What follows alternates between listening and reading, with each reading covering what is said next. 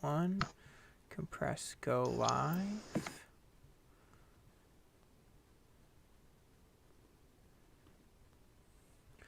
Doesn't hurt to be on a little bit early. All right, it looks like we are live. Let's see here. Which one? Compress, go live. Perfect. I'm hearing myself. That is a good sound.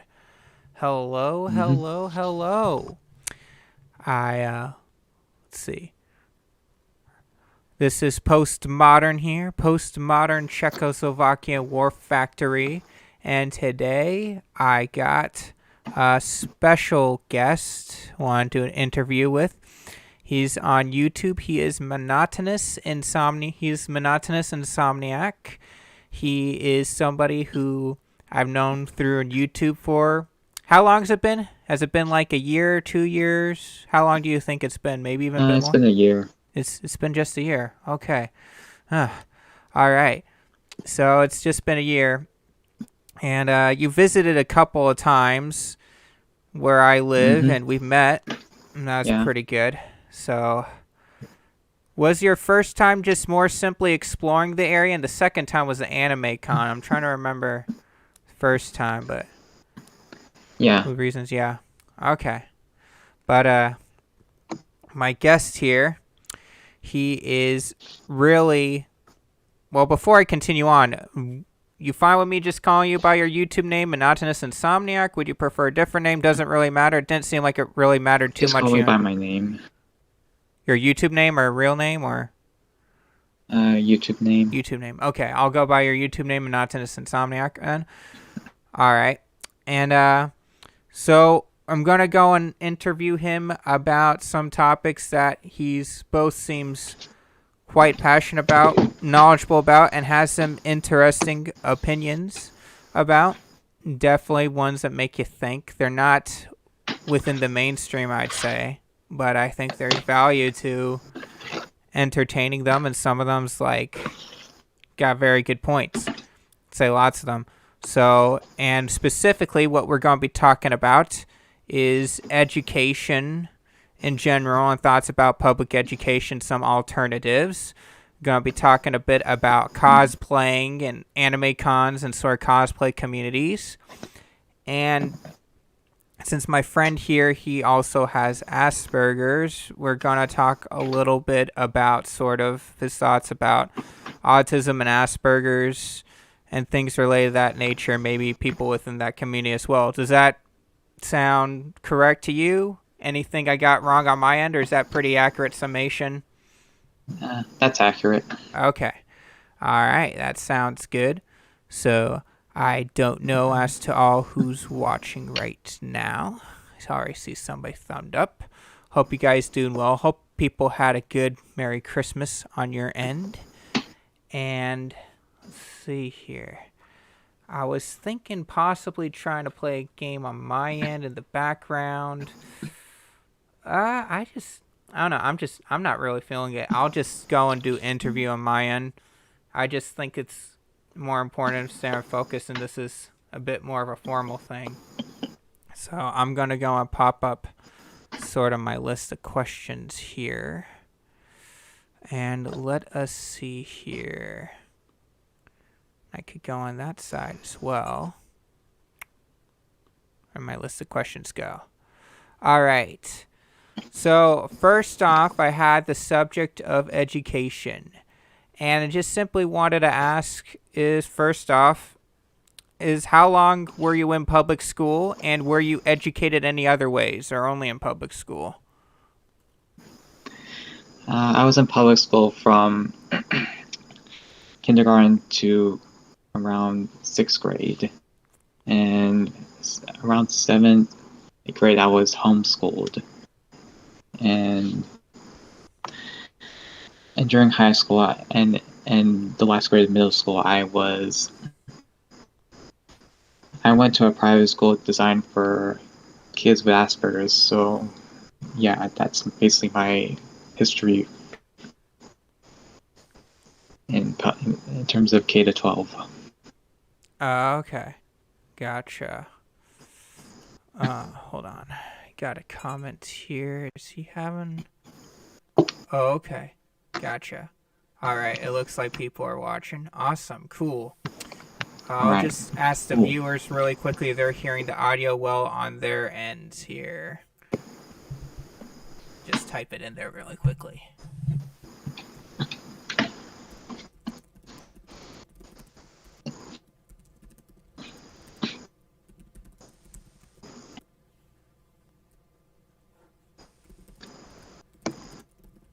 I'm doing an interview tonight with Monotonous Insomniac.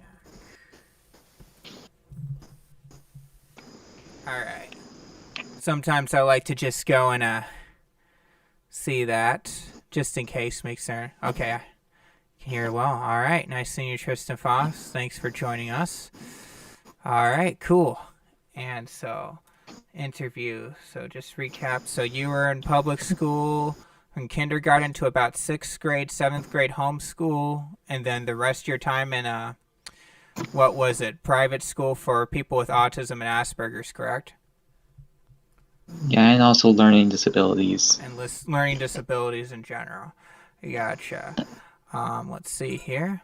Now that I know for certain people are listening well, I am going to go and focus more on this interview specifically, without going back and forth with the comments for now. But I will let you guys know. I will say the stream is quite delayed, but I understand if you can't fix that. Do you think we should try to fix that a bit, or do you... I don't know on my end. Let's see here. What does it say? It looks like the stream status is good on my end. It does say, warning, please check video resolution. The current resolution is 852/480, not optional. I don't know if video resolution would have something to do with that. Don't want to take too long on this. If I can't figure it out, we'll just do the interview. Let's see here. Man, there's a bunch of stuff I'm not familiar with. I'll just go and do this. I will also let you guys know that we will be, that my friend Monotonous Insomniac is willing to answer questions from the audience, but only afterwards. Maybe it's off by about 10 or more seconds, I believe. That's crazy. Okay. Let's see here. I'll continue on with the interview. I don't know how to fix it. I'm sorry. I'll just make a little comment.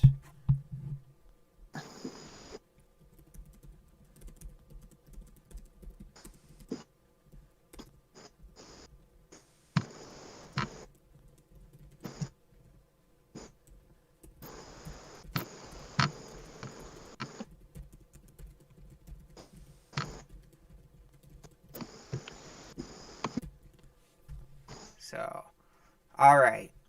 And let's see here, my questions. I'll get back on topic. Keep focused, that way I'm not going back and forth on your end, confusing you. As well there, Monotonous Insomniac. All right, so... And how long during public school, how long did it feel normal or good? Like... how long did you sort of enjoy the experience until things just kind of went?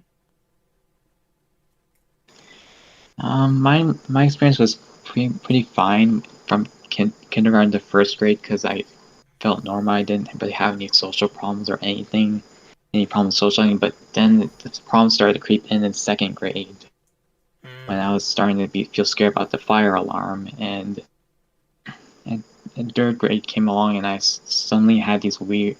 Suddenly, I had problems saying words such as hello and stuff, and 4th grade it got really worse because originally I was playing on the playground during recess, and during 4th and 5th grade I was on the other recess yard, and it was really tough for me, and there's so many cliques out there, and then I had all these other symptoms that I was dealing with. My Asperger's, and it just got really bad, and I couldn't really understand why that was. Okay, gotcha. So you're doing pretty well for your very first years, but it like slowly built up. Like second grade, it's just maybe it's the fire bell, which doesn't really bother much other people, but bothers you a bit. But then there's things that like third grade and fourth grade, it gets more serious, more distracting. Is that correct? Start building up, Yeah. and you're like, why is this happening? Like I was just fine, and then which that actually leads well into my next question is how did learning about your Asperger's affect your view of school life, other things related? Like, did it help you make more sense? Did it make you feel worse about the world? Like, what did you think about that when you first learned about it? Well, when I first learned about it, I didn't really know what the word meant. It was so scientific, and so basically I just didn't really know what it meant. But then I was told that it was related to like my differences, such as not being able to say hello and being afraid of loud noises and stuff, and that's where I started to make connections to why that word was being applied to me. Gotcha. So it's kind of reminds me. I don't want to make this about me. The interviews for you, I'm interviewing you, not the other way around. But it reminds me, I got something from like hospital, and it like talked about some things, like, and I had to go and look up some of the terms. It's not like clear English, so it's sort of like that. But once you hear about it, it's like, oh, this is what Asperger's means. It's like when you hear Asperger's, it's like, what does it mean? But when it's like, this affects how you communicate, this affects how you think, then it starts clicking in your Yeah, head. I mean, it's not just a communication thing. It's a developmental disorder. It affects my development, and hence why I tend to say that it set me back 5 to 10 years from my peers because Yeah. it really affected my development. 5, 10 years. That's got to be a lot of Five time. to 10 years. Five I to mean, 10. I know I could be exaggerating, but it can feel that way. Yeah. Oh man. Do you recall good memories from public school? And like, if so, what type of memories? Maybe the field trips. I mean, I did have a couple of friends, even though we didn't hang out too much. I was just invited to parties and stuff. But Yeah. if you're talking just about school itself, Gotcha. Do you feel like you could have experienced those types of memories outside of public school? Like, let's say if you were homeschooled or private schooled or some other sort of situation? what was that again? Uh, do you feel like you could have experienced some of those good memories outside of public school? Like, let's say you were homeschooled, for example, during that time. Do you feel like you could have still experienced those good social situations, like the parties, or maybe done some things like field trips? Yeah, yeah, I could. I think it's a myth that homeschooled kids are can't make friends and stuff. Gotcha. Okay. Um, and then what made you first start researching into the negative effects of public school and alternatives to public school? So this, well, at first when I was in high school, I was looking at all these conspiracy theories. Like it's kind of surprising considering I'm from the Bay Area, and it's really surprising that me would end up stumbling upon stuff like this. But I first heard about post school. I didn't really understand the criticism of it. I just heard that post school was part of the agenda, and it was designed like it was about something about creativity and other stuff. But I didn't really understand it more.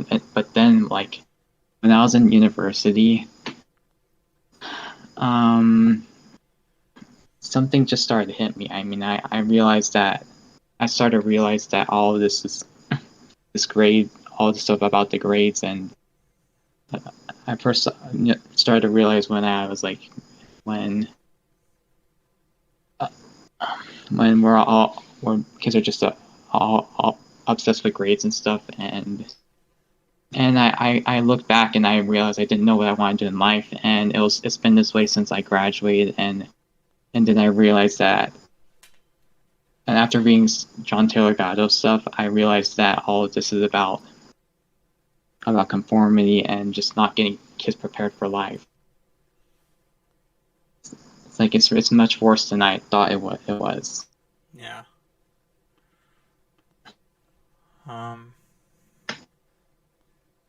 Man, do you believe that public schools can and should be reformed, or do you think they're just a complete failure that should be scrapped altogether?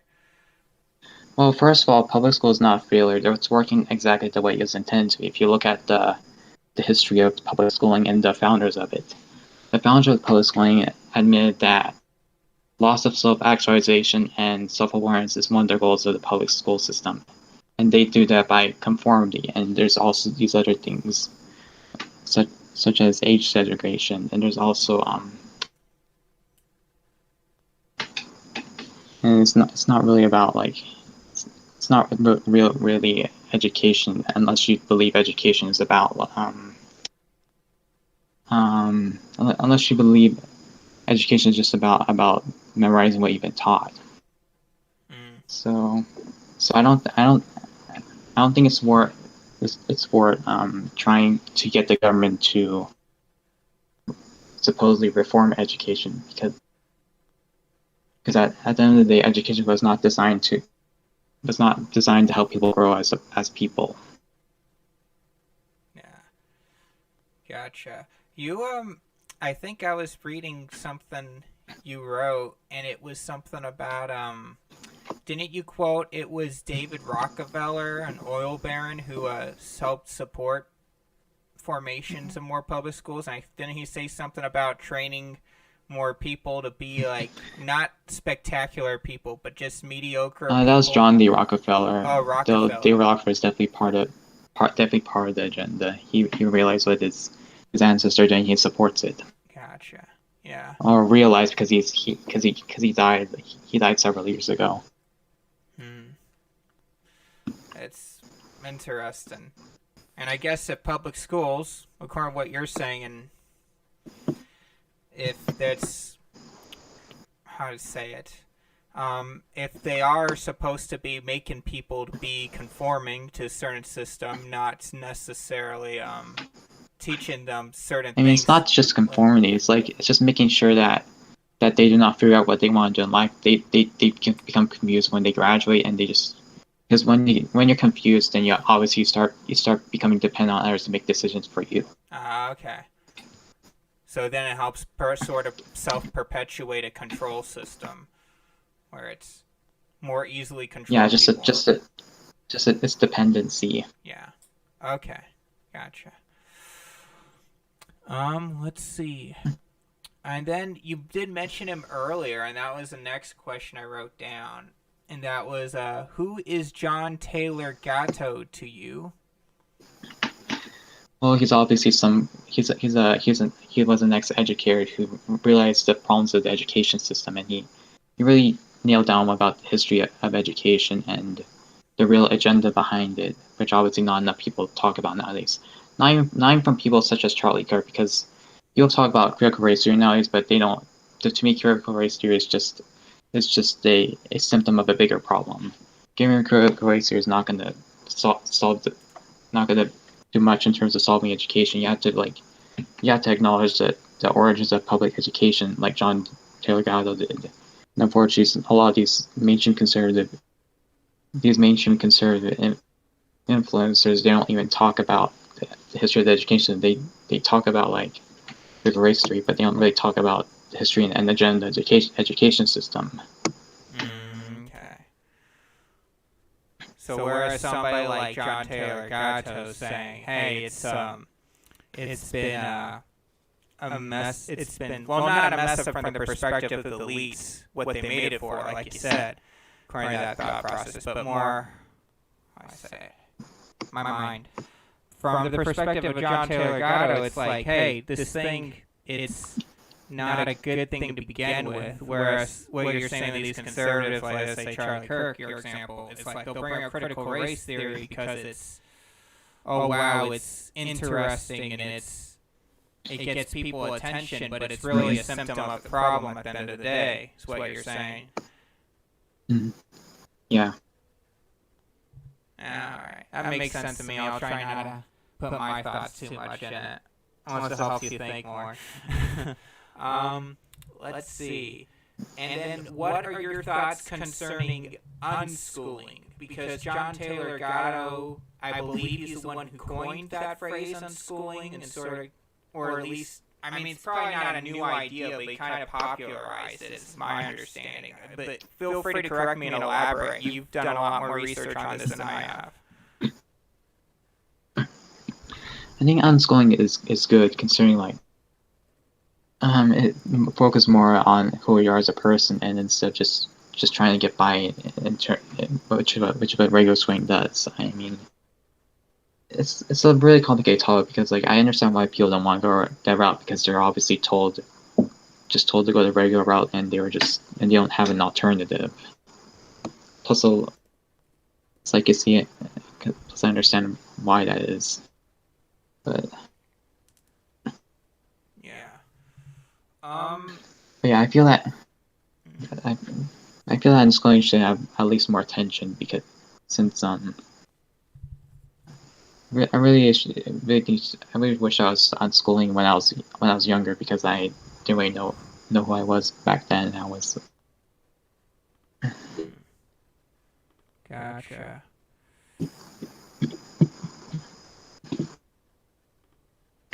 Mm-hmm. Weird. Why is my microphone? It's my mic that's the problem.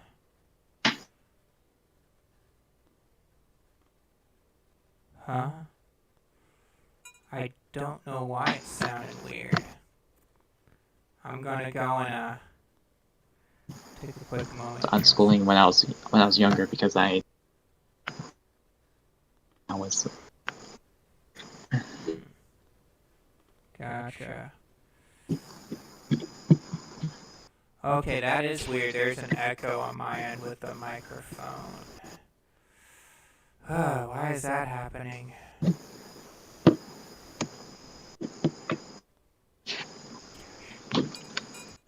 I am sorry, guys. I'm sorry, Monotonous Insomniac. Why is my microphone doing this? I can hear you fine. Okay, does it sound weird on your end? No. Okay, Roast with the Most was saying mine was being weird. Maybe it's only being weird for a bit. If my microphone acts up more, feel free to let me know.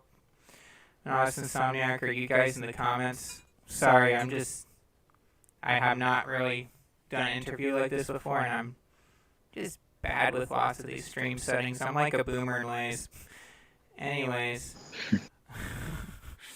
So. My mind. One thing I'm also curious about your thoughts on, and I know that you read over the sample questions that I had. I'm just running through it.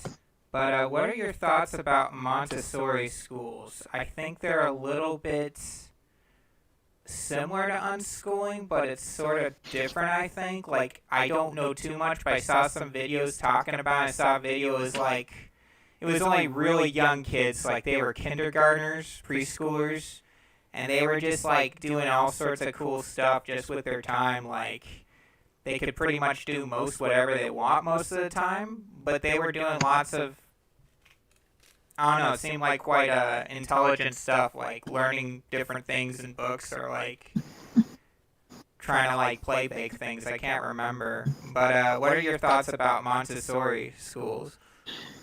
Well, interesting enough, when I was in preschool, I went to a Montessori school, and all I can remember is that I would say the people who were there that were pretty nice, and I would say I was happy there, but I haven't done much research about it, nor I don't remember much about my experience since I was really young, but however, I read like another book called think it's called The Dumbing Down. No, it's by another education critic called Charlotte Heiserbit, and she did a piece on Marie Montessori, and I don't remember what she said, but she did find some sketchy backgrounds regarding the founder of Montessori schools, and she thinks that Montessori schools are like part of the elite's agenda, which I wouldn't be surprised since there's a lot of people like Jeff Bezos who were educated in Montessori schools. So interesting. That does make. Sorry, were you continuing your thought? I think I have it. I downloaded her book about like just this. I have her book downloaded, so I could send it to you. Yeah, no, I'd be interested in that. That seems interesting to read. Gosh, I need to read a lot more stuff. Speaking of books, you know, I did want to ask. I had a thought when you mentioned that. I'm curious what you think there. This is just off the top of my head. Could it be that maybe like the same elites who sort of thought about if they would put in public schools to have people sort of conform and be more dependent upon the system for the bulk masses, but they'd want people, the elites, they don't want them to be as dependent. And so it's sort of like you have to have like the proper amount. Like, okay, maybe 90%, 95% we want to go and think this way and conform, but we have to have enough people who can function uniquely, so we'll send these kids to these Montessori schools so they can be elites. Do you think there could be something like that at work? Some sort of social engineering? Yeah, or also like there's the private schools as well. Can't forget them. Yeah, that's true. How elites have easy access to like high quality private schools. Yeah. And I've heard there's all sorts of weird things even within public schools with how they districts and all that with money. I was watching videos like some places instead of like dividing it evenly among schools, like some schools like get next to crumbs and then other schools get like way too much tax dollars. So, and that's just in public schools. So, and then I want to go and ask, and you've had a little bit of experience about this. I've had experience as well, but, well, most of my experience is homeschooling. What are your thoughts about homeschooling? Well, I mean, it depends on how you actually do it. I mean, if you're just teaching stuff that from a curriculum, then it's kind of you're just kind of bringing public school to your house.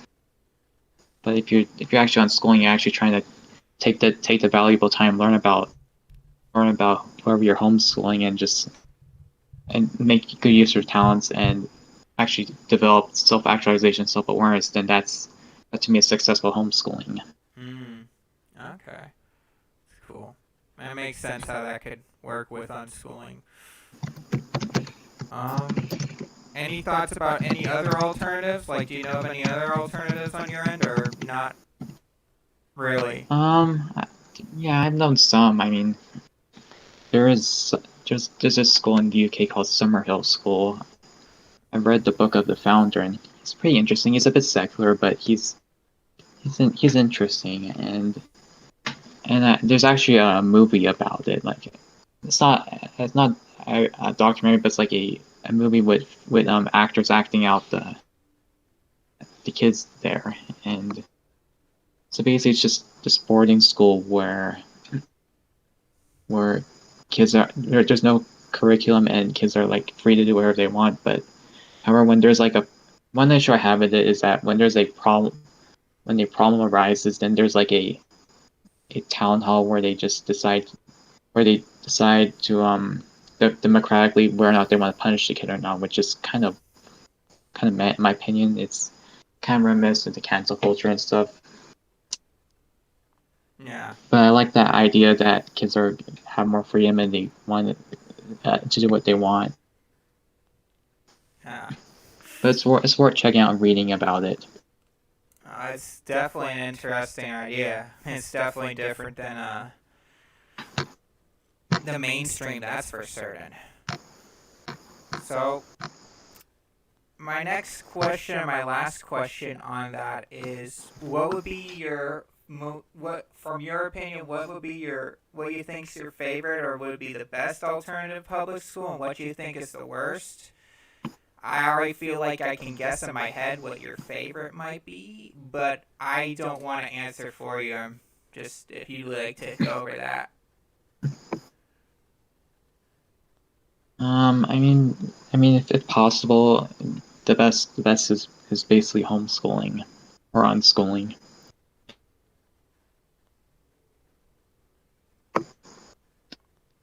The reason why I say is if possible because a lot of people can't really do it. Yeah. And it's definitely hard, especially with the growing some people might call me a socialist for saying this, which I'm not, but the growing wealth disparity. But the ironic thing is that that's lots of government getting involved and messing things up with things like lockdowns and big businesses being able to still do business. But that's wages being stagnant. It's so to be able to like homeschool, yeah, it's hard. I mean, public school is not entirely free, and if you ask me. Yeah. No, I agree too. And I think there could be some things. Oh, sorry, continue. Yeah. Oh, never mind. Go ahead. Oh, I feel like there's some people I've talked to who've had good experiences in public school, but I think overall,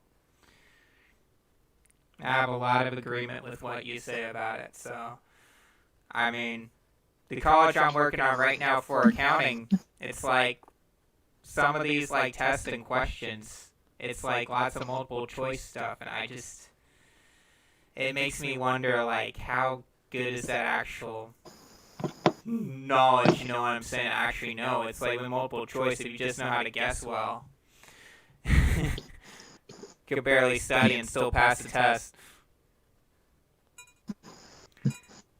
Alright.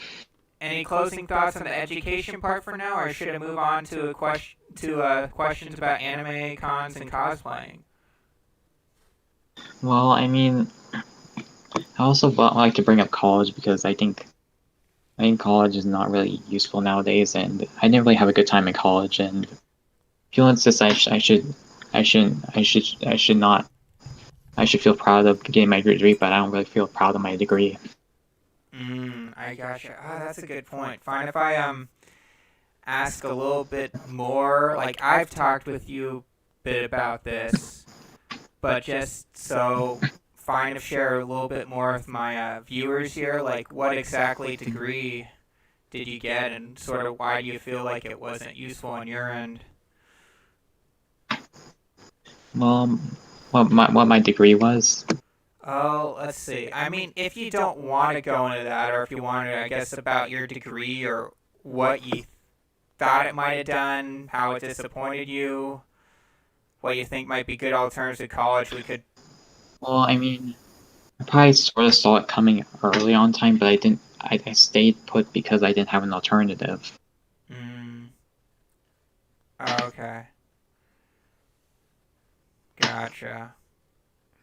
I wasn't some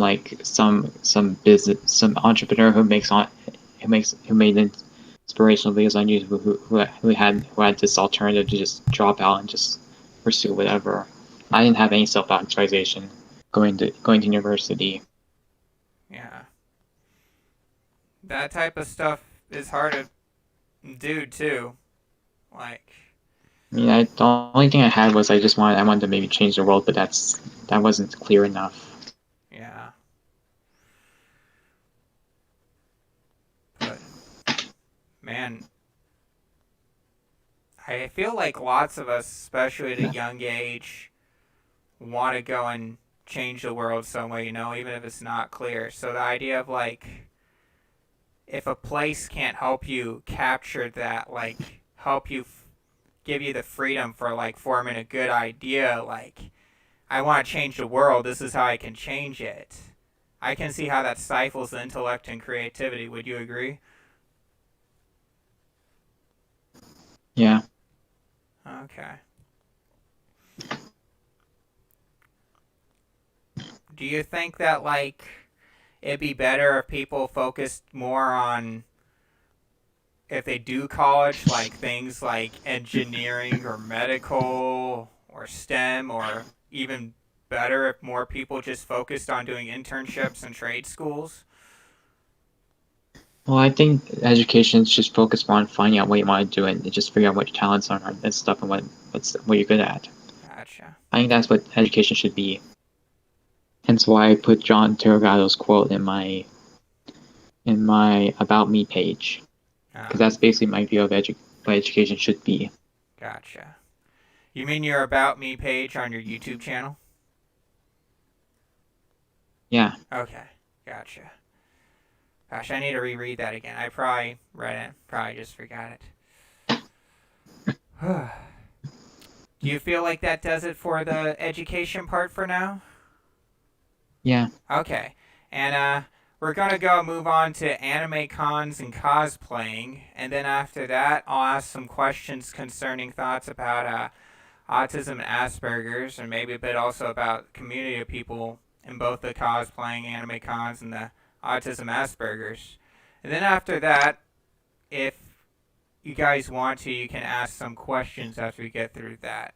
You're still cool with doing questions at the end, right? From other people?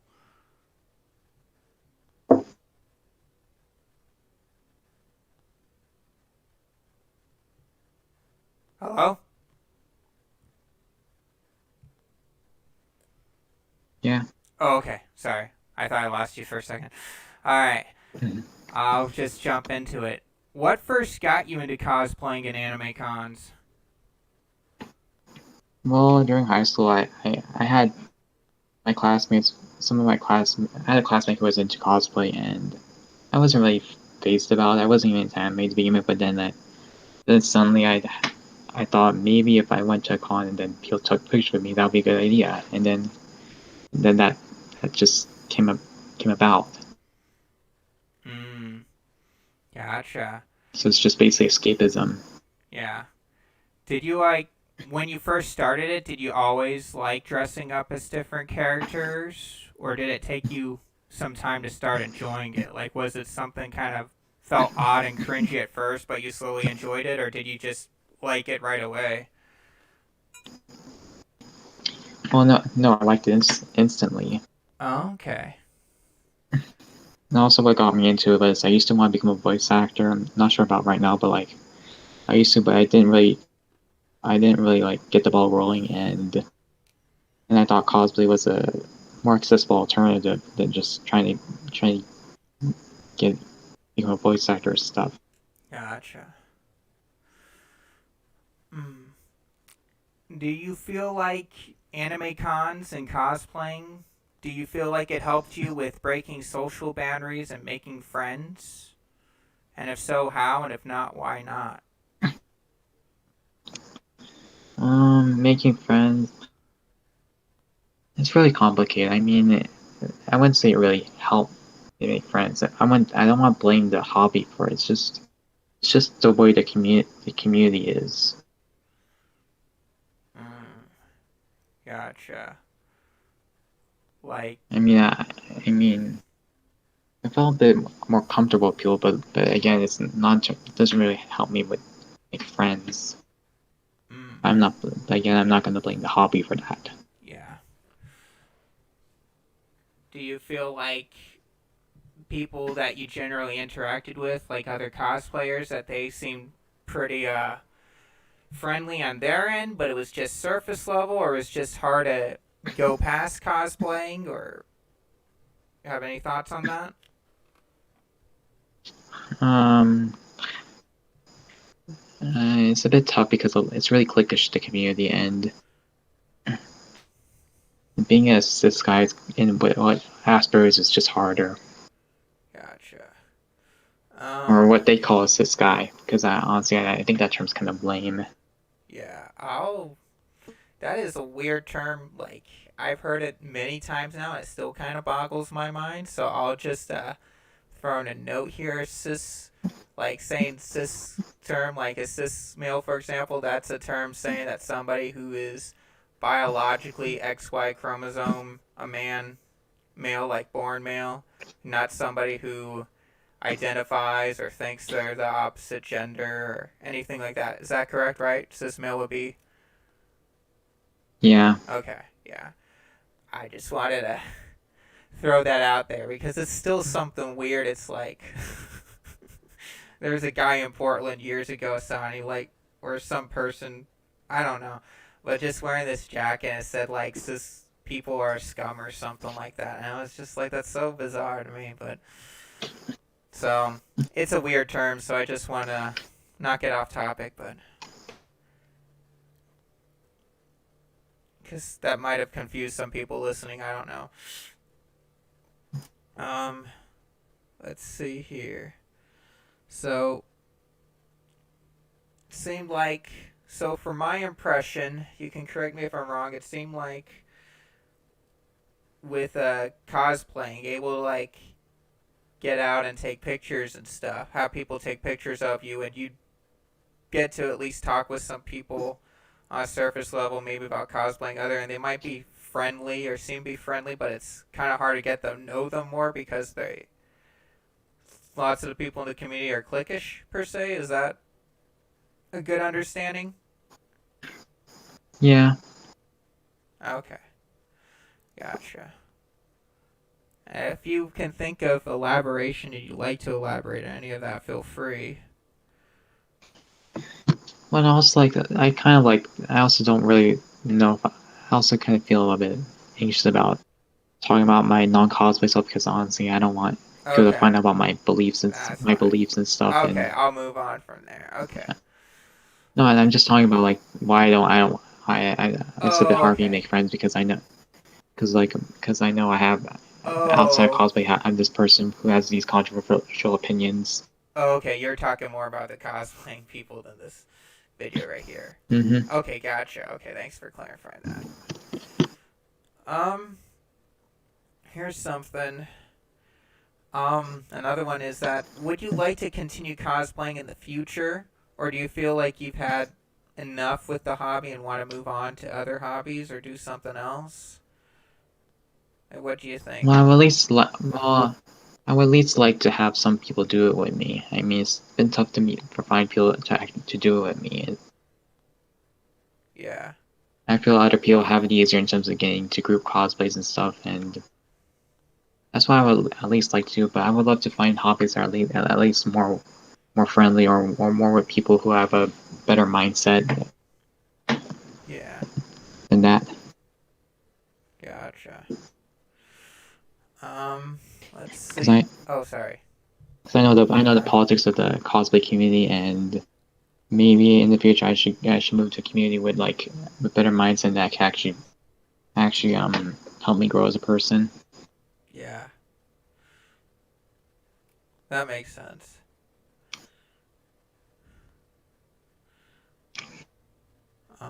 Let's see. My next question was it easy or hard to join certain groups? But I feel like we sort of touched up on that with how you said people are cliquish. Unless you feel like you want to elaborate there or not, I could move on to... Join what? Join what again? To join certain groups, like cosplayer groups, whether they were cosplayers or others at anime cons. I feel like we talked about it already a bit, but if you want to elaborate. Okay. Yeah, that and plus my Asperger's makes it hard for me to group socialize and stuff. Yeah. So I know that you said you wanted to get into voice acting, both in this interview and before, at least in the past. Do you have any other things like that or cosplay that were hobbies related to anime and anime cons? I don't really know. I'm not sure. Okay. Feel free if something pops to your mind to mention it. I'll go on to the next question for now. Recommendations on improving anime cons or anime con culture and slash or cosplays?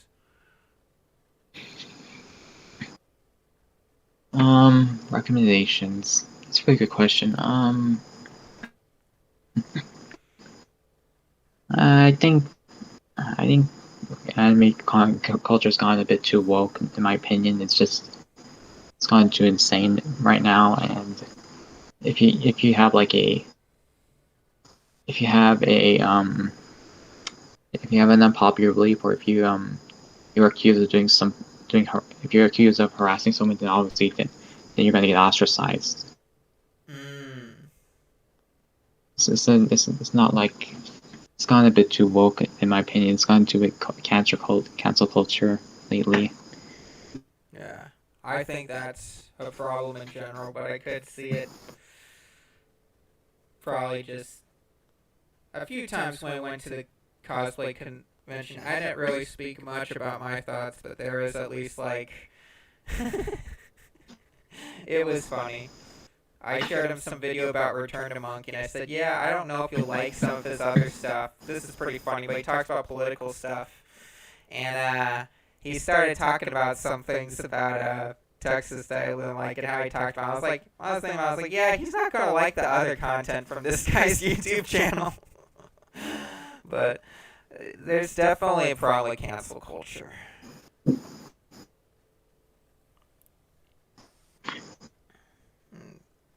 I couldn't imagine some of the stuff in the cosplay. And I feel that so many cosplayers, there are cosplayers there's like cosplayers of color that they complain about racism, and they get like really triggered at even the slice of blackface, and then even though they have thousands and thousands of followers, and they could just go to any con in the world without being lonely because they're famous. Yeah. And yet they complain about oppression, even though I only have like 400 and around the 400 range of Instagram followers, and they have like tens of thousands of followers, and they talk about oppression and shit.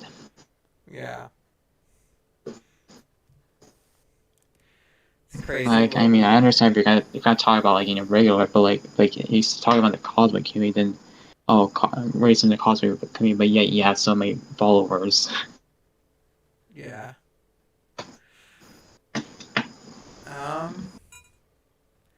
And then, do you have any other thoughts you'd like to share in this, or should I ask the final question I had written down for cosplaying anime cons? Well, I just feel as if the more followers you have, the more likely people are gonna want to cosplay with you, and I feel that's really unfair. And it's a bit tough for me because like there's not many people who are similar to me in the cosplay community. A lot of them are like LGBT, non-binary, trans.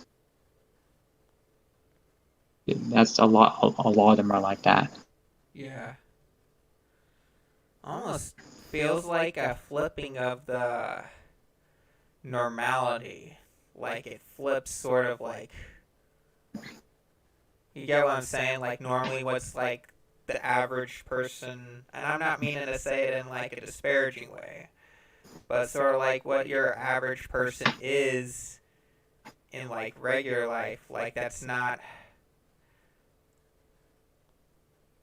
like let's say like the average person here in the United States is like a white man or a white woman that's heterosexual, and just, not really too politically evolved either way, might have some opinions that are mainly mainstream, but doesn't go crazy if you mention something that's a little different, or at least we'll give you the benefit of doubt. Whereas maybe like the cosplay community, it's like maybe people are more open about I have this label, I'm this sexuality, I'm this thing, and they're more like, if they hear something that they don't like, it's just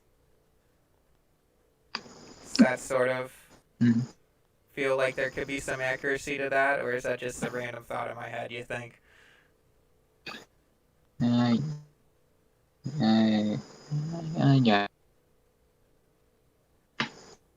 Okay. I don't know. I thought that was going to be really good coming out, but it seemed kind of meh on my end. That's my fault. I'll just ask you the last question on that topic. And what advice would you have for aspiring cosplayers? Like what? It depends on what you're talking about. What advice? It depends what they're worried about. Yeah, I guess that's true. I mean, you Mm. could advise them on like costume design or I don't know, maybe poses. I don't know if you'd have anything like that or just I maybe mean, getting I over could the say, fear. if I could say anything, say hit me up. I'll say hit me up. I don't have anyone to cosplay. Please do it with me. All right, you guys heard that? If you're lonely in cosplaying, if you want to hit up somebody else that would like to hit up with you, you can with Monotonous Insomniac, friend.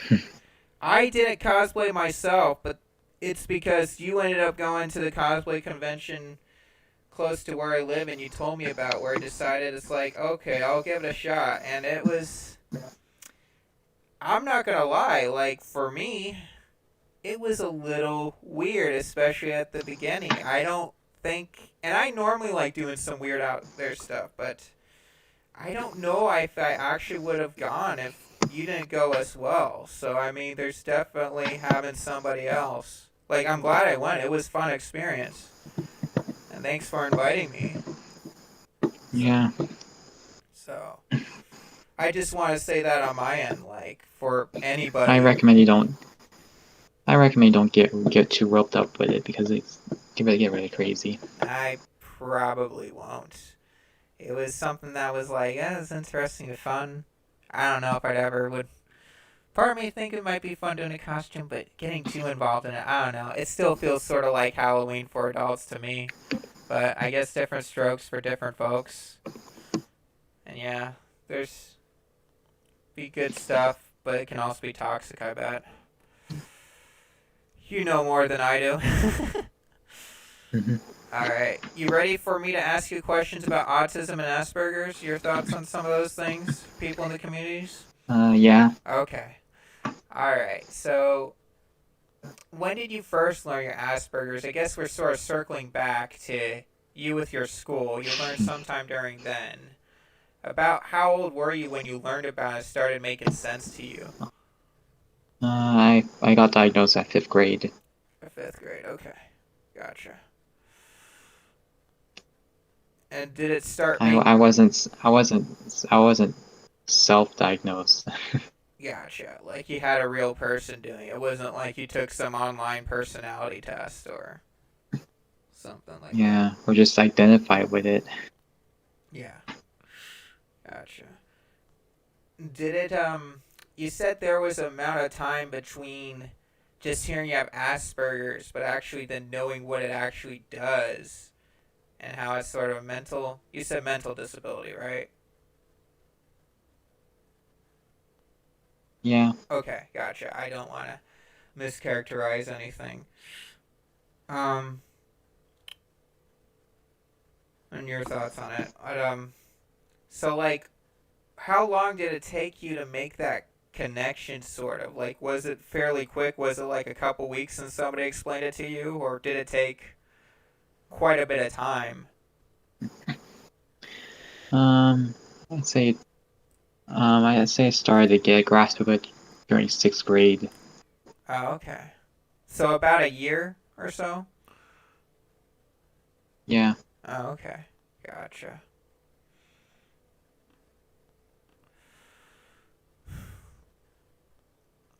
It wasn't my original question, but was that sort of like a really hard year, like that 5th to 6th grade transition, like knowing you have this thing but not knowing what it is, and then 6th grade was a tough year for me. Yeah. That makes sense. Because I was trying to find out where I would fit in. I bet. That sounds hard. Didn't think of asking that originally, but it just seemed like it popped up, so I thought I'd ask. Thanks for that. And then my next question is, when did you notice being different from other people? But that's probably, like you said, like first is like 2nd grade, and then later on it more and more. I mean, Yeah. okay, gotcha. And then let's see. How did being informed of Asperger's affect your life? I feel like you sort of answered that, correct? Yeah, I think you asked me Yeah. this Okay. before. I'm kind of like, I guess because it had relation to like your life in education growing up and related to school, and then wrapped around where I'm just focusing more on the autism. Uh, okay. So let's see. Here's something I didn't ask you. What advantages would you say that you have over people without Asperger's or over people who are not on the autism spectrum? And what disadvantages would you feel like you have compared to them? If I were to pick one advantage, I would say maybe I have more attention to detail. know, I know small details more than others. Gotcha. But disadvantages, I could definitely the socializing part and just having feeling a part of group conversations. Just I mean, and I know that's really gonna affect me in the real world. And another disadvantage I have is that I know some people won't say this is a disadvantage, but I get too used to routines. I think being too used to routines really hurt me and really prevent me from like trying to figure out who I am as a person and trying to figure out what actually matters, which is growing up and finding out what I'm going to do in life and trying to prepare for the time where my parents are not around. Yeah. Do you what am I thinking here? I just had a thought. You know about how people who are in prisons also are used to routines a lot? And I've heard stories, I don't know if you've looked into this, I've heard stories of different ex-convicts, ex-prisoners, they get out of prison life and then they like try to get back into life and try to follow the law and maybe get a job, but it's really hard because they don't have that set schedule prepared by somebody else for them. It's like you go to bed at this time, you wake up at this time, you shower, you have your meal break, you go outside, exercise. That's probably more of a Oh, learned really thing. interesting. Oh, interesting. Because I'm not even surprised at all because the school system does the exact same thing to people but especially people on the autism spectrum because yeah. Yeah. Because when you graduate, you don't know what you're doing, and you just don't feel prepared for real world. And then a lot of the times you weren't taught enough life skills, and it's just stressful trying to figure everything out. Yeah. Because I feel like And with. Oh, sorry. so naturally people just do what they're told and just go to college Yeah. instead of giving it time to think. Yeah. That is interesting because now I'm thinking like me, I was homeschooled with the exception of like it was kindergarten or something. It was public school, and mainly remembered that when it was good, I got a story the next day. When it was naughty, I didn't get a story the next morning. And then there was some other stuff. But being homeschooled, it's like there'd be some things I feel like there were some like weird like odd little gaps and stuff I could have learned that some people would learn. But I feel like mostly I got that or like self learn and I could get it covered my own time. But like I have a problem like following schedules when I need to, but if I'm like able to like stay focused enough to do something without a schedule spontaneously, I could do it just fine. So it's I feel like I'm on the other side, but it makes me wonder how much of it like I was thinking nurture versus nature. Like do you feel like it's still if you were like in an unschooled sort of environment, do you feel like you would have these tendencies to have things scheduled? Do you feel like it wouldn't be as big of an issue for you probably, or do you still feel like with the Asperger's it would because you have that you would still be so inclined with schedules? Are you getting where I'm getting at? Understanding? Yeah, yeah. I think if I was in an ideal unschooled environment, I think I would actually be I would actually like have the privilege of knowing what I want to do in life when I Mm, when I become when I reach adulthood. gotcha. I was in this unschooled environment. So you still might have problems with like doing things sporadically. Like you'd have to have things like scheduled out more, like compartmentalized. But you feel like you'd Yeah, have a better understanding of what to do with your life. You think? yeah. Okay. I mean, I would at least have an environment where I could potentially use my disability to my advantage. Gotcha. It would be, and I would probably end up like people such as Stephen Wiltshire and Dan Aykroyd. If you don't know who those two are, those are like famous people with Asperger's. Did you mention Stephen And I feel Wolt? that Oh, sorry. yeah, what? I keep accidentally interrupting you. You were going to say something else about them. I'm sorry. I bring those two up because I see them as examples of like autistic people whose limited interests and talents are used to help them gain prosperity. Mm, And I feel that if I was in another school environment, maybe that something could be picked out of me that could outshine the the terrible symptoms that come with having Asperger's, as gotcha. opposed to the terrible symptoms like outweighing the positive symptoms. Mm, Because gotcha. to me, what matters most is not acceptance; it's survival. Unlike what the neurodiversity community insists. That makes sense. I feel like there's just a general problem with our culture in general with that sort of thing. I feel like people will accept you if you like work hard on something and you're able to like show something that you put effort into it. Maybe even if you're not necessarily the best, but I feel like trying to get acceptance first is sort of putting the cart before the horse, I think. So I would have to agree with you there.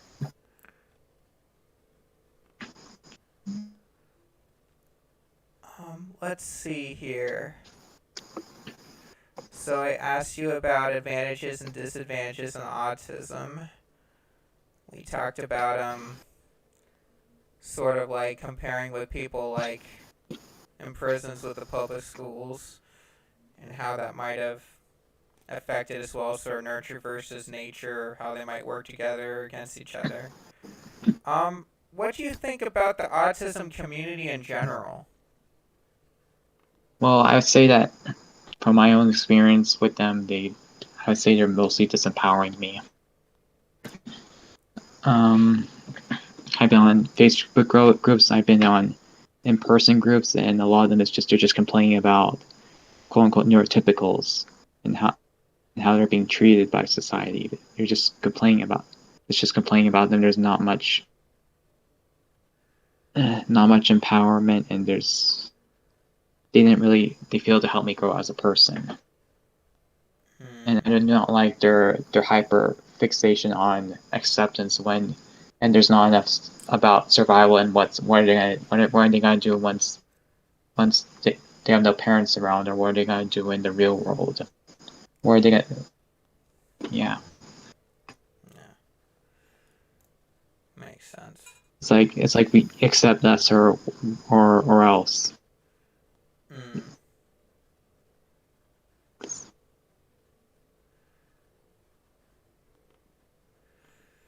Yeah, it's well, I can't speak from personal experience on my end, but it seems like sort of an environment where it encourages one to be comfortable where they're at and not worry about pushing forward whether or not it's necessary.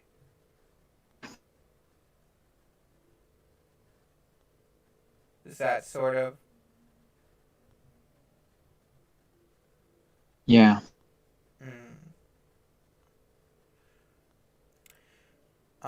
Here's something I'm curious as well, and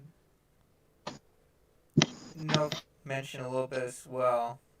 Talked before with you, and I've talked with at least one other person that also has Asperger's about this.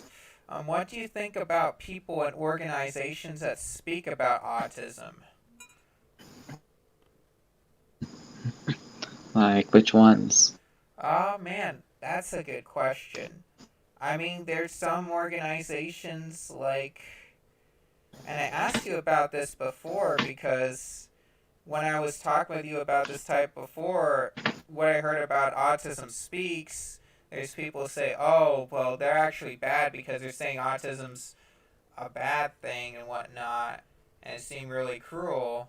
But I think you also said it's like that you didn't like some of the stuff they did, even though it was for a different reason. And then there's just, oh man, I don't know why Autism Speaks is the only one that comes to the top of my head. I feel like I researched other I mean, organizations before.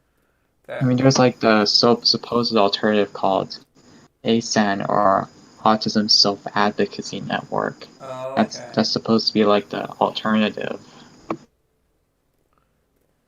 And how's the Autism Self-Advocacy Network? How are they different than... I would like to mention that I used to have this mindset that, oh yeah, neurotypicals are the problem. That was kind of like my mindset during community college. It was kind of natural for me considering what I went through, but I think that mindset's not good, and I feel that, and and naturally I would support stuff like ASAN. To me, ASAN is just, I mean, well they claim to be a alternative to Autism Speaks. I feel that there's just too much like woke stuff with ASAN. Yeah.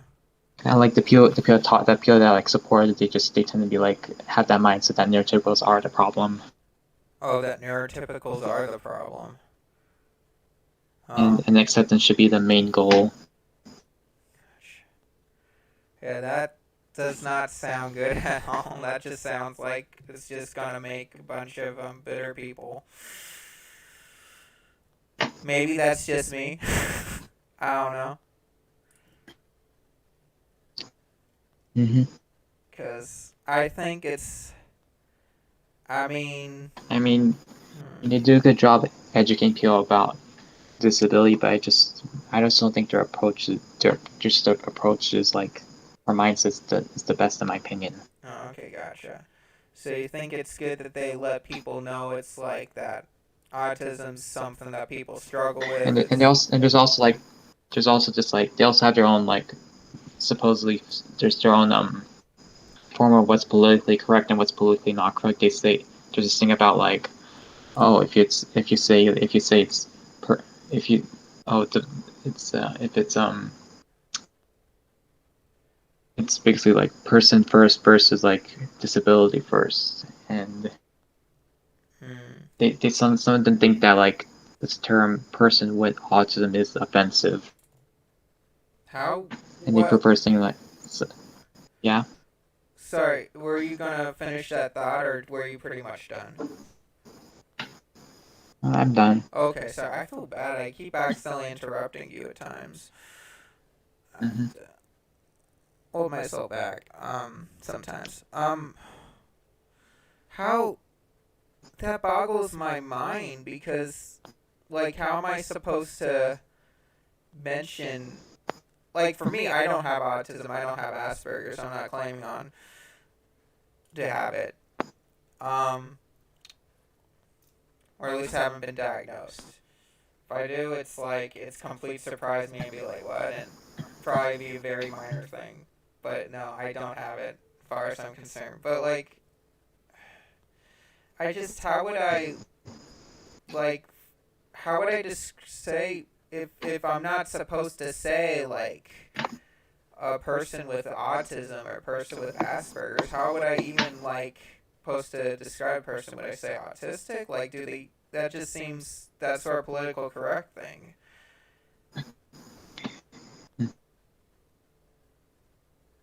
Yeah. boggles my mind. I don't like. Do they have like? Do they And there's bring also up like some stuff? people saying that, and there's even some people just saying that, oh, don't say Asperger soon because the person who coined that term is a Nazi. Ay, ay. Funny enough, some of them like support. It's funny that some of them were pro-abortion, even though like some of them, one of the most famous abortionists was with sided with the KKK and stuff. Yeah. I can't reason with these people. Yeah. Can't associate with these people. No. Margaret Sanger. I know at least with some of the abortion people at Planned Parenthood, there was some influence on Nazi ideas with the eugenics as well. So that's completely different rabbit hole than stuff we're talking about, but I'm certain you viewers over there, that's some interesting stuff. You want to go into some interesting things, see how eugenics from the United States, different people who are eugenicists influence the Nazis. It's interesting history, that's for certain. Let's see here. Talking about that. Alright. So, do you think, or what do you think about, I typed this weirdly. Hold on, let me reread my own question here and make sense out of it. Do you know of any possible treatments, or have you heard of like possible cures that people are trying to think up for things like Asperger's and autism? Or have you heard of people talking about that? And what do you think about the idea of that? One of the cures I remember seeing about, or treatments I've seen about, is the GAPS diet. Could you say that again? GAPS diet? Did I hear you correctly? Yeah, GAPS diet. It's just all caps. Oh, okay. Like GAPS? Yeah, Oh, okay. all capital. Okay, gotcha. So, what would that type of diet entail? I haven't researched it for a while, but like I think if I remember, there's a lot of the fermented foods you eat there, and I think there's less I think you eat less bread or wheat and stuff, but that's all I can remember so far. A Japanese style diet doesn't sound too bad. Maybe we'd have to cut down on the rice And stuff. I think and there's also also high emphasis of bone broth. On bone broth. Interesting. Mm-hmm. I wonder if the bread has to do with gluten. I haven't heard of any diets pertaining. Yeah. But I've heard And the reason why the reason why some people push that diet as a like treatment is because they think that some people believe that like there's a relationship between brain and the gut. So it's a new topic. It's all about diets, and I haven't like been exploring diets enough, so I can't really talk much about it. But gotcha. That's interesting. I have heard about the brain-gut connection myself. I didn't think so much about wheat affecting it, but I do think fermented stuff helps, like yogurt, sauerkraut, probably pickled vegetables, good. Mm-hmm. But I'm not a dietary expert either, so if you guys want to go look into that yourselves, neither of us are doctors, so yeah. And we're not claiming to be nutritionists or anything like that. But then again, lots of doctors aren't even trained in nutrition, which is crazy. Related to that question I asked about possible treatments or cures is, if any are found, do you think they should be used? And I know this can be controversial because some people think it's like, should live with I don't care what people think of me, but I would say they should be used, because the thing is while the autism community or neurodiversity community tends to like focus a lot on the higher functioning slash people with Asperger's. I feel a lot of them don't really like talk much about the ones with the more severe cases of autism, and I've seen like and I think some could really benefit from a cure, and I would say I would benefit from a cure because like I think like even though people say I'm high function, I feel that it's a bit underestimating what I went through,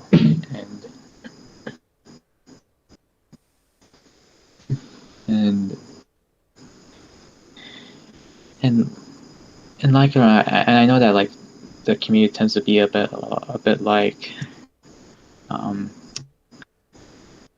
they complain about a lot about like being treated, but at the end of the day we're being treated by the content of our character, and people say hello, people expect people to say hello, and communication is really key in terms of like becoming competent in the real world. So yeah, I do support treatment. That doesn't mean I want to force on everybody, or that doesn't mean I want it to be forced. I just think it should be available on the market. I don't think it should be like taken off the market because of political incorrectness. Yeah. I think that would be the right way to go about it. So. And I know people are like, oh yeah, I have Asperger's, and I'm proud of it. I don't want to change who I am, but at the same time, I feel that you're a bit insensitive considering some people have more severe forms of autism, and maybe a cure can make their life better. Oh, definitely. And you can't just force people to be proud of your disability. That's not a way to go about it. Yeah. I think, and let me know what you think of this. I'm speaking again as somebody who doesn't have mental disability like autism or Asperger's, and I don't have a physical disability either. But I think like there's people like there's this Christian lady, Joni Eareckson Tada. She dived in the shallow end of the pool. She became a quadriplegic. I can't remember if she recently passed away. She might still be alive. I can't remember. But she's a motivational speaker, but she also learned how to paint pictures, I believe, by using her mouth. And so I don't think somebody like her would be like, yeah, I'm proud that I can't use my limbs anymore. But I feel like she'd be feel good about her achievements in despite of her disability. And I feel like that would sort of be the mindset that should be, I guess, encouraged. Like, I get the idea behind being proud. I mean, if your limited interests get you somewhere, then then I can understand why you're proud. Because the thing about the disability being a gift, as some people think, it can be a gift if your limited interests or talents get you somewhere, but or like especially financially, and just help you become financially independent, and knowing that you also like know who you are in life. That just kills so many birds with one stone. But for the most part, if you're not like if you're just your symptoms if your negative symptoms kind of outweigh the positive symptoms, then it's really tough for me to be proud of it. Yeah. Or like think of it as a gift. No, that makes sense.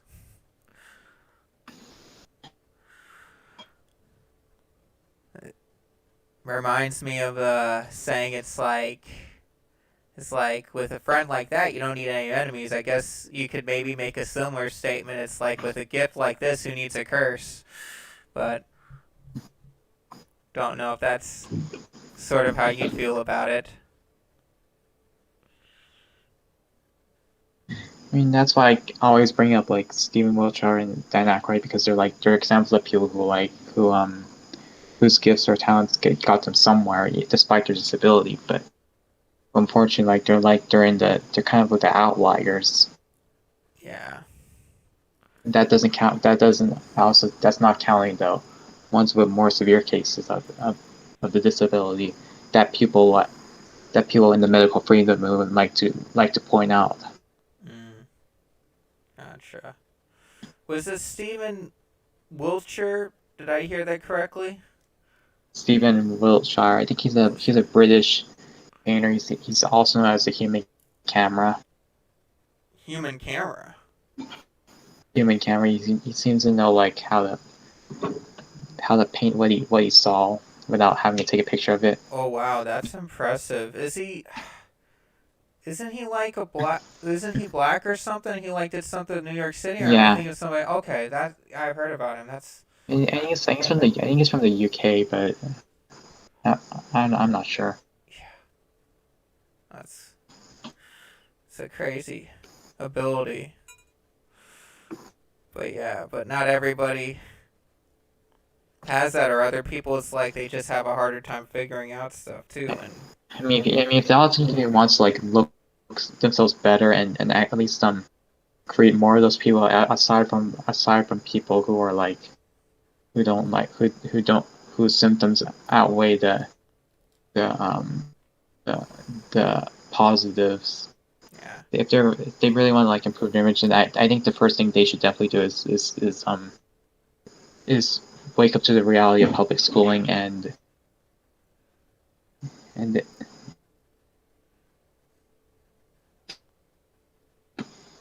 embrace some form of unschooling in their lives. yeah, that They makes should at least they should also change their mindset from like just focusing too much on what other people think of them to at least trying to survive and also developing self-actualization. That's how I would change the community. And don't get offended by the idea of cures because some might need it, and you can't just force people to be proud of it. I think something else about Mr. Wiltshire is that I feel like it can be easy for us to look at somebody like that and say, wow, he's got such an amazing ability. Who can look at this big, huge city, like this landscape of New York City, and he can draw it perfectly by memory in a few minutes or maybe an hour or two at most. And we just see that. I mean, you could probably relate more, though, to like his struggles with like the social awkwardness and like hard things about the autism what he has, but like but even then it's still, even though you'd have a similar thing with that, it's still like it's a different person. Like everybody's experience different. Like that's an amazing skill he has, but he could be like lots of times like, man, I wish I could just relate to people more easily. And I think that's an important thing to remember.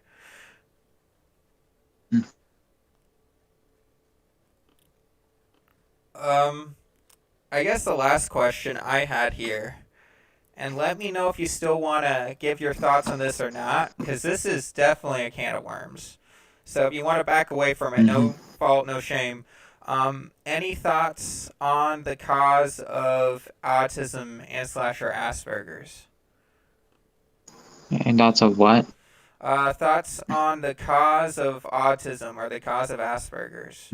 What causes it?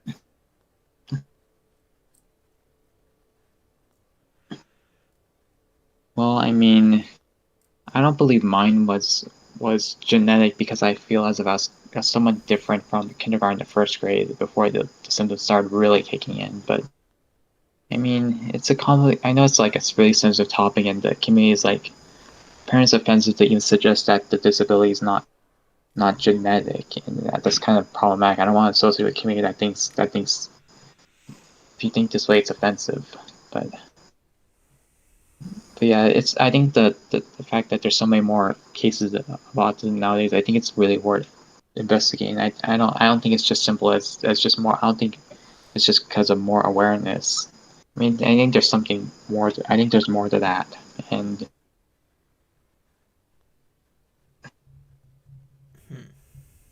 Gotcha. because obviously, like the two things are allegedly the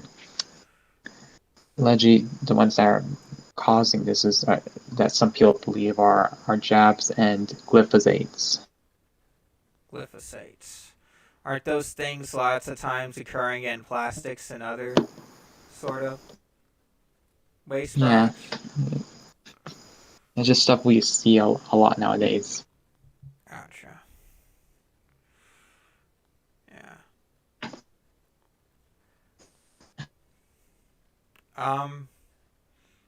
Didn't you, I keep forgetting to look him up on my own time. That's my fault. Didn't you mention there was some doctor who, you researched into that, was saying that he believes that a good chunk of autism could be caused by vaccines, jabs you mentioned? Yeah, yeah. His name was Dr. Wakefield. Dr. Whitefield? Wakefield. Wakefield. Okay, Dr. Wakefield. Okay. Gotcha. So, anybody wants to look up any of that stuff? Yeah, I mean, unfortunately, like too many people say that oh yeah, vaccines don't cause the jabs don't cause autism because this guy had faulty research, even though like it wasn't all faulty, and plus he wasn't the only one who found the link. Yeah. There are others, but they just wanted to only focus on this one guy's because maybe his research didn't look as good and make the whole thing look bad. Yeah. Gotcha. Yeah. I haven't done the research you have into that specific area, definitely, but I'm open to the idea there could be some. I mean, I'm not certain, so I'm not gonna be. I don't know. I don't really have much of a thought as much there, but try to be open to that stuff. Let's see. That was all the questions I had for you that I wrote down. I would say now, if you're feeling comfortable, if you'd like to take questions from other people can type them in the live chat. Yeah. Okay.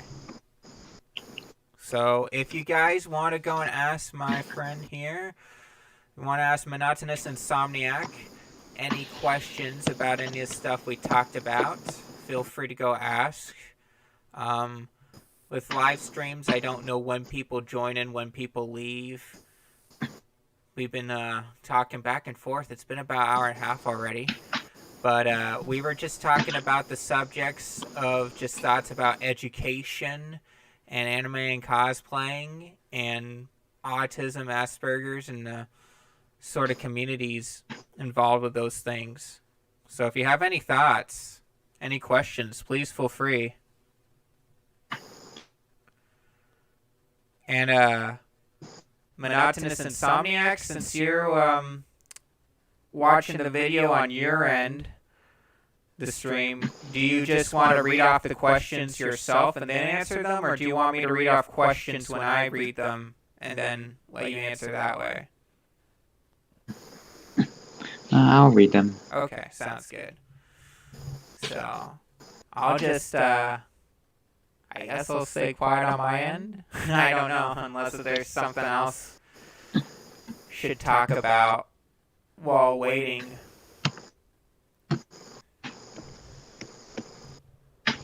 I'll just type for people.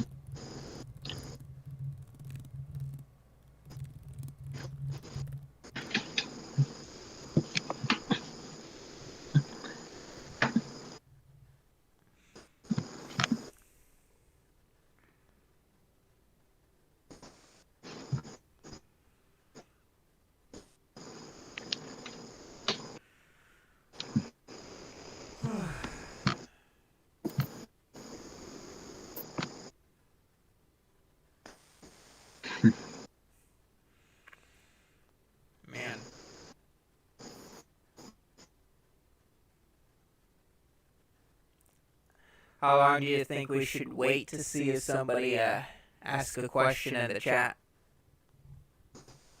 Okay, someone just asked a Oh, question. perfect. I have a question. Coffee or tea? The world's most pressing issue. Oh, this is a bit complicated because currently my favorite drink is sweet tea, even though I'm not even from the South. But yeah, at the same time, I like coffee. So this kind of depends on the mood, in my opinion.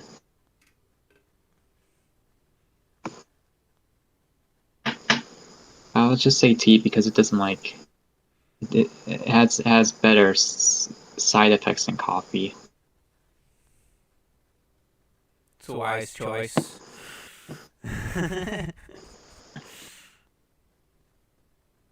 I like that. That's a good question. Thank you, Bottle Rocket, for asking.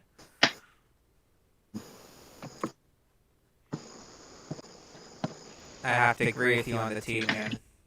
But sweet tea, that's good stuff, and I've never been to the Deep South either. I only have connections to it. Yeah. I have like no ancestral connections to it. Yeah. Didn't you? You did go to Texas at least once, right? Yeah, I think the only southern states I've been to are Texas and Florida. Oh yeah. And I went to like a restaurant in Florida, and there's like almost no sweet tea, and then there's like and the unsweet tea was like almost full. Yeah. What part of Florida? Because I heard with Florida that the farther north you go, the more south it is. Just Orlando. Oh, okay, gotcha. So that's like on the middle of the coast. Oh, you. Okay. What is your favorite color? Let me see. I know I have to answer the question, but I say burgundy. Nah, burgundy. Tennessee is really great. Oh, that's like on my bucket list. Oh, yeah, that's right. You were talking to me about that. Want to at least visit there, right? Yeah. Yeah.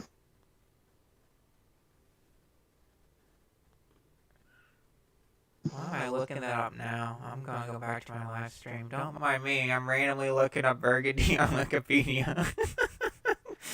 Oh my goodness. I would like to visit Deep South myself. It's like burgundy or some. I think it's red purplish. That sounds about right.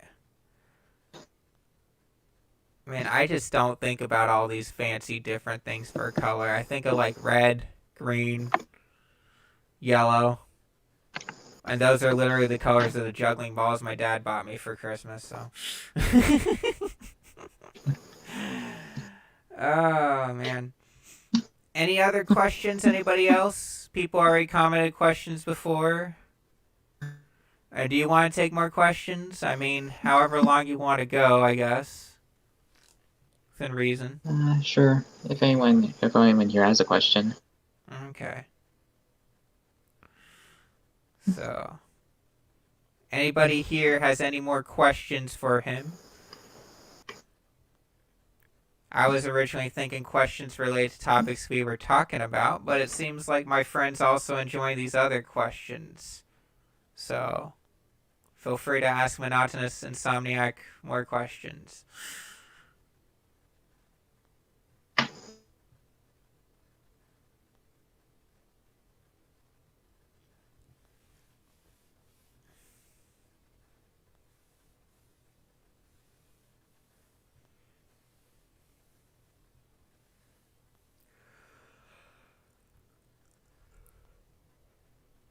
Excuse me, sorry about that.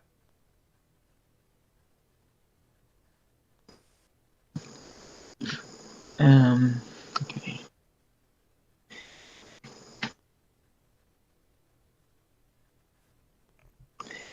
Well, I mean, since we talk about cosplay, I mean, I'll mention I do have like an account where I post my art and stuff. So I was a bit apprehensive of showing it, why, because I know that the cancel culture is really bad, and I don't want people like to discover this my YouTube channel. But like, if you guys want to like check out my stuff, you could just maybe send me a message or something. Yeah. Let's see. So I did have, related to that, in the description I have a link to your YouTube channel. Oh, I also had the link for the other thing. Should I ask you about that GoFundMe thing, or just let them figure out? Just maybe let them figure it out, because Okay. that's something else. Yeah, if you guys want to click that link and find out what that's about, feel free. So, I mean, if you want to, you can always, if you leave a comment on this video, Monotonous Insomniac, it can always pin it. And if you want to include more links, like if you want to include your Discord account info so people can find you there, whatever else, feel free to do that, and I can pin you if you'd like. All right. Sounds good. Man, I'm just glad it got done, man. I don't know. For me, I don't know about you. I've just been feeling tired a lot in general.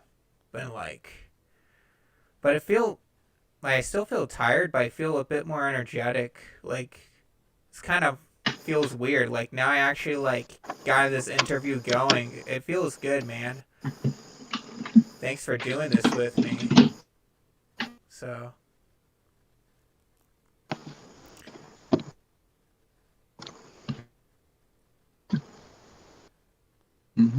to Yeah, my, that was pretty cool. yeah, no, I think it's good.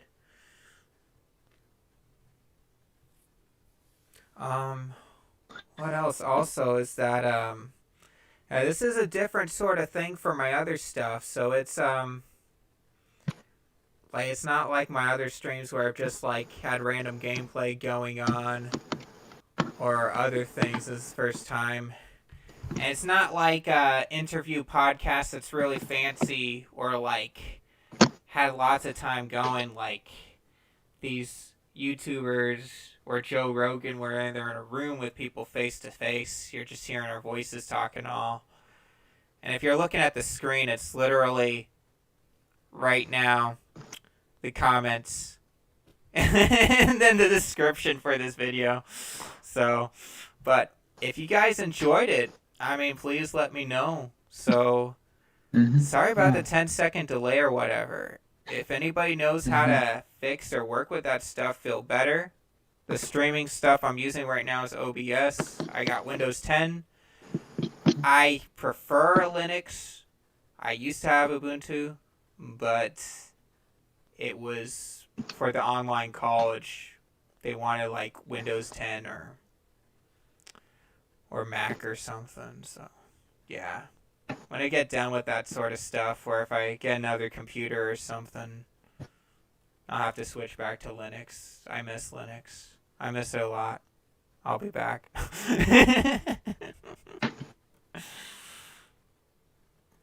All right. Munson Burner says hello. Hello. And we're just on the part where viewers can ask us questions. Yeah, you came quite a bit after. Thanks for stopping by. It's been years. It's been a long time. Well, maybe not years. Is it? Years sounds too long, but it's been a long time since I've Munson Burner. Hope you're doing well. But yeah, I was just talking with my friend here, Monotonous Insomniac, that been asked. He has Asperger's. I was asking him questions concerning Asperger's or education or cosplaying and anime cons since he's done anime cons. Cool thing about Munson Burner is that he's actually somebody else I know in real life as well. So.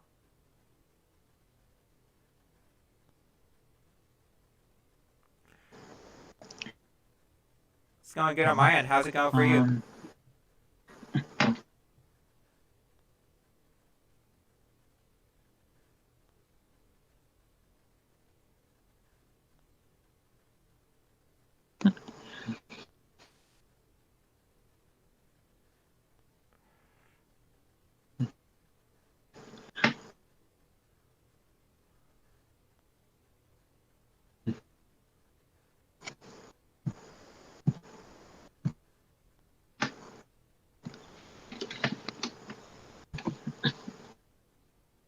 How's it going? Is that a question for me, or is it for the interviewer? I think it was originally towards me because I think he joined kind of late, but he says it's pretty good on your end. But if you want to answer it as well, how are you doing?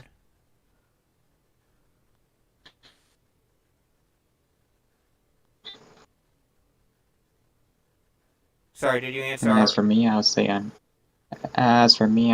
I'm anxious and just trying to figure out my life. Gotcha.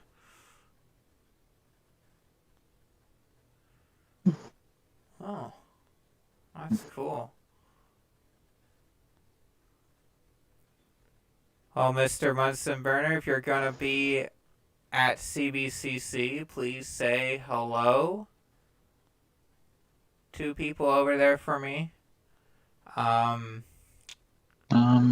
of maybe a CA at CBCC soon. I don't know what that is. Oh, that's a conference assistant. So I worked that type of position there for a few years. So that's like the entry level, full time, year round position at the conference center I used to work at. CBCC's Cannon Beach Christian Conference Center. Actually, that'd be CBCCC.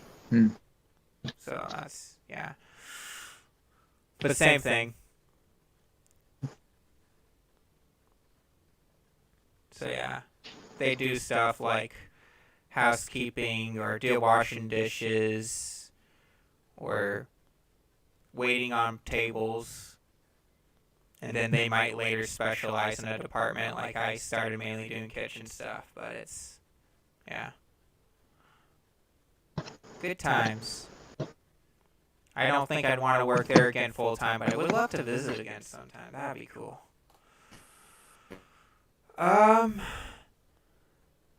What are you feeling like, Monotonous Insomniac? Do you feel like calling it a night? Do you want to wait a couple more minutes, see if anybody else asks questions? It's not too many people in the comments, but I'll take final. I think I'll take final calls. Final calls? Okay. Long time no see, Armidas. So final calls for the person I'm interviewing. I interviewed here Monotonous Insomniac about things concerning education, Asperger's, autism, cosplaying, anime cons. If you have questions about that, please feel free to ask my friend here.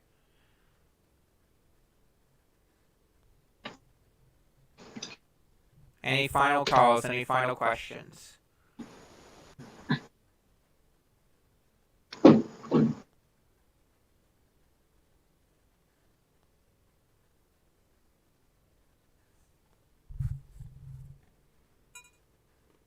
Do I like collecting anything? I have like a ticket collection. I haven't really updated it much lately, but I do have it still intact. What else?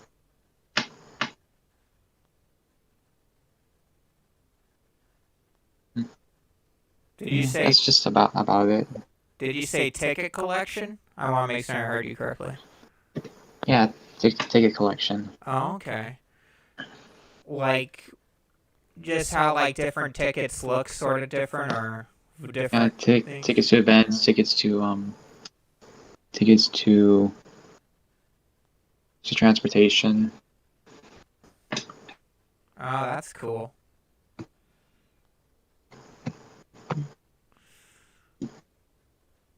I'll after we finish this interview, I'll take I think it's on my shelf. I have a ticket from a Japanese garden. I'll take a picture of that if I can find it. Send it to you. Do you collect fumos? What are they? Let me look it up.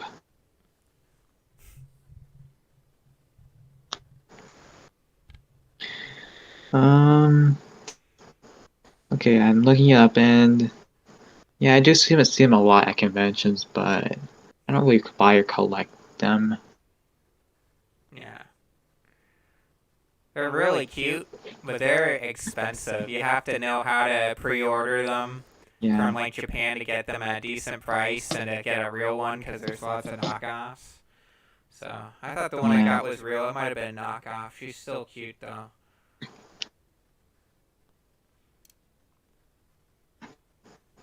But yeah. I think at that con we saw a Ray. It wasn't a Fuma, but it was like some different type of plushie. But we saw a Ray one, and it was a really bad condition. The hair wasn't like, it was so like scrunched up. Oh yeah. Are you talking about like that one where she's like lying down, sort of? Yeah, those are called Nesselberries. Nesselberries. Yeah, one of those. Yeah. I get what you're saying. I like a few of those from I have like a few of those from my Love Live phase, but Oh yeah. it's gone now. I'm probably gonna sell them off right now. Gotcha.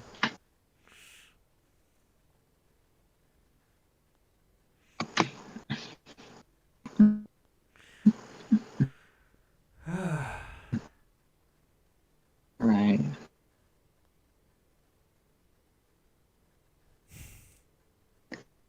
Yeah, those scalpers.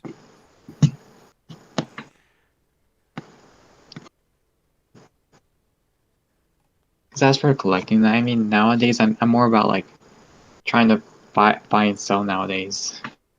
Trying to find what That's what I'm nowadays? kind of more. I'm more into buying and selling nowadays than just trying to find something I could collect. Yeah.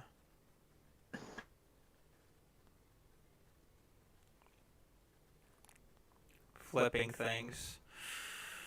It can be lucrative, but it can also be a risky business. So, I'm not gonna pretend I have any good advice because I've tried trading Forex before, and I've definitely lost more than I've gained back. I still have some money in the account after I crashed a few, but I just been scared to touch that again, even if I'd only like. It's just had so many bad experiences.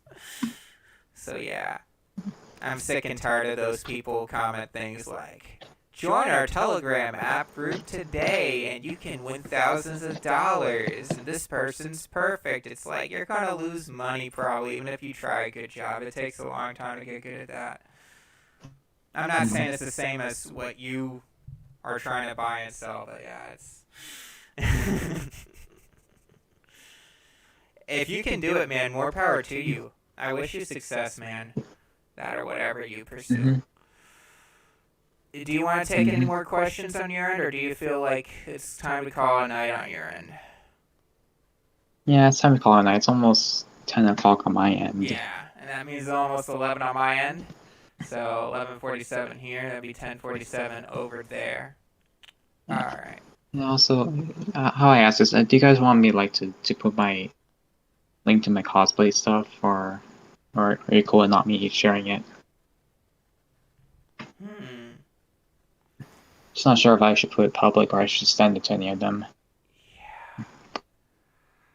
Because I mean,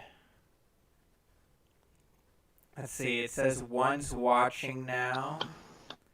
I don't. Yeah, I think we should probably call it a night. I'll let you. Yeah, I'll call it a night. I'll let you decide on your end what you want to do with that. I mean, even if you don't post a link, if somebody's curious and they like ask you. I mean, I did have a video on YouTube where I did have a link to it. I did have a video where I did have a link to it, so that's on private, so I just put it public right now. Yeah. Okay. Whatever works for you, and whatever you want to link, you can like comment and I'll just pin it. So I'm gonna go and call it now then. So this has been my friend, Monotonous Insomniac, and both first minute through YouTube. Thanks for having me on. Yep, you're welcome. Real life as well.